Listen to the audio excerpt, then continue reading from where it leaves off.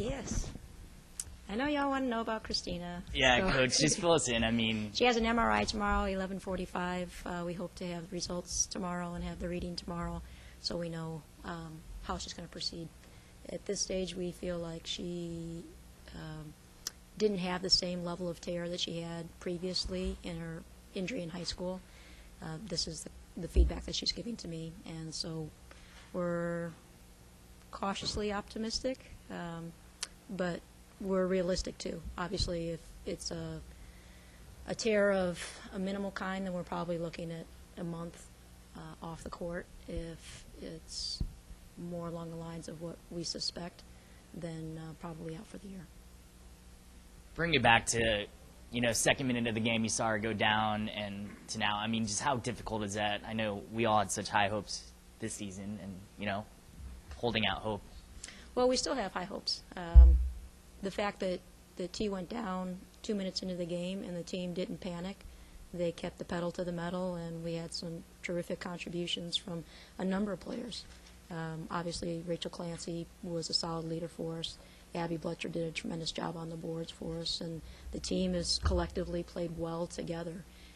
For us to shoot the ball 54% with T being out of the lineup, anybody would have said that we had done that, I would have said, no, that's probably not going to happen. But they did an awesome job. They shared the ball well. Obviously, we had over 20 assists and played solid defense, held them to 25% field goal percentage at Seattle. But obviously, we'd love to have T with us. Obviously, we have even greater firepower when you got the Player of the Year on your side. And whatever the outcome holds for us as far as T's injury goes, we're still going to have lofty goals and try to attain those. Abby Bletcher is one of those who stepped up too. She put up some big points. I mean, is that kind of what you'll need for the next couple of weeks until Kristina comes back? I think so, yeah. Abby, a lot of people don't know, she ended up having a concussion with 9 minutes to go in the game. So, again, our entire bench just did a tremendous job helping us win that game on the road. We were up 22 at one stage, and obviously with having Abby out, that's a major rebounder that's out of the lineup as well as T. We did an okay job. Rebounding was a real difficulty for us, and that's an area that we're focusing on this week in practice. And we'll need to, because what we got coming up is monsters. Fresno State scored 120 points against Sac State, 120 to 93 on the weekend, and they can really get after it. We're expecting full court pressure. We're expecting them to be all over the board, shoot the three like crazy, and we're going to have to be ready for some great opponents that we're facing coming up, and probably without Ms. Santiago. Talk about the home opener. What challenges LMU presents? Well, when we played them last year, they had tremendous quickness at the guard spots. We repeatedly had some difficulty with just a simple brush screen, but because they were so quick, we didn't have the personnel that could really keep up with them, to be honest, across the board in our guard spot. This year, with having Tamara Wells back and Jonay Irving back, I feel like we have more quickness that we've added to the guard spots to help us control that a little bit better. It'll take, again, an entire team effort. They have tremendous scores, very quick forwards as well. So, again, rebounding, defending the basketball will be key for us. Is Abby out this week or still waiting? We're not sure. She has, they have a new rule with the concussions. And so she has an impact test tomorrow. Hopefully she'll pass that and be ready to practice tomorrow. But we're anticipating that she'll be ready to go by Fresno State. But again, little brain bruises, those are big deals, so we take it very seriously. Molly Schlemer played her first collegiate game, got some points and rebounds. Kind of talk about, what you saw from her. Molly did great. We were so excited about her play.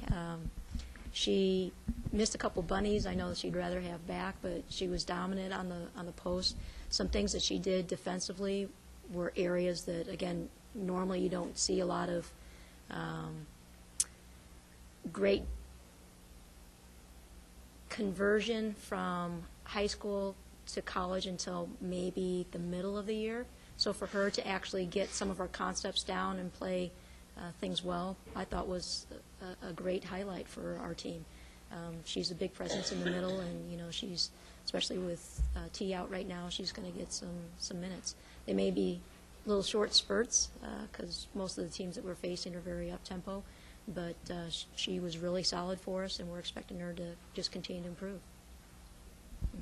Faith, how do the redshirt rules work for someone that's played 2 minutes in the first game of the year? They Kristina? go.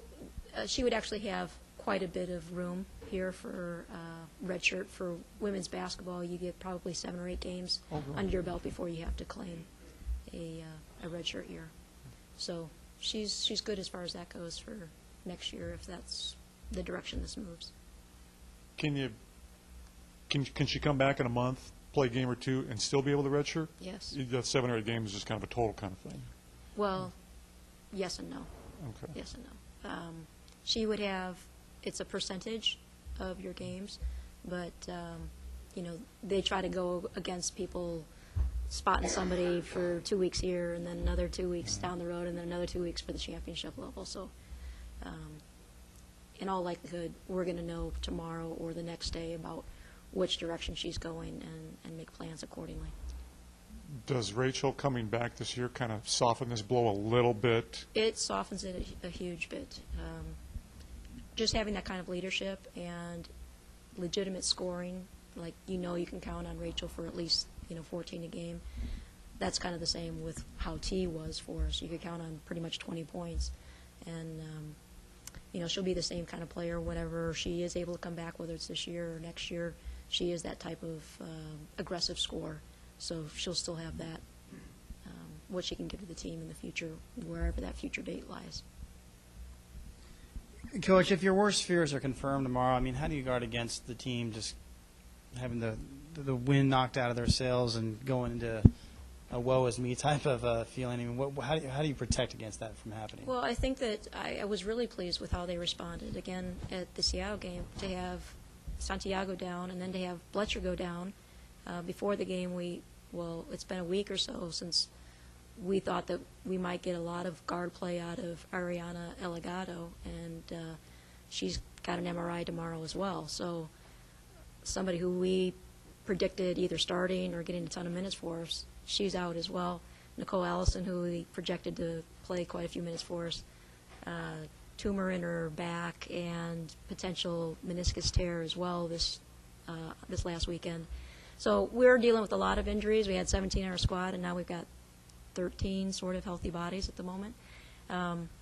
So there's some challenges with that, but how the team responded after those 2 major losses, personnel-wise for us during the game, I was really pleased. They were just so collected and just kept playing through.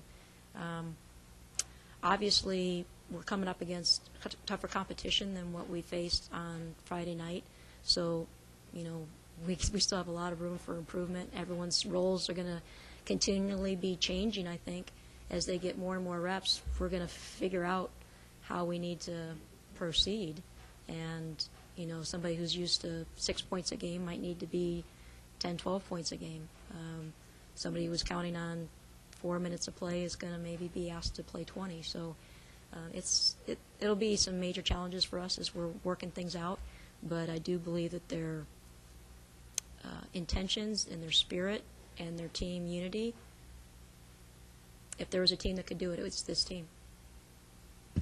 Anybody that's followed the team since you've been here knows that there's been injury problems throughout the years. How do you personally handle it? How do you cope with it? Because it seems like it'd be difficult for you personally. It's been a challenge my whole time here, and you'd think that I'd be better at it since I've dealt with it almost every year. I guess right now, my big mindset, I guess, is that God's got a purpose in everything, and when one of our players suffers an injury or several players suffer an injury, there's something else that we can glean from it to learn as individuals, as a team, gives more opportunities to other kids. And I always try to look at it, find the silver lining. And, we're in Seattle where it rains all the time, so I was able to find lots of clouds.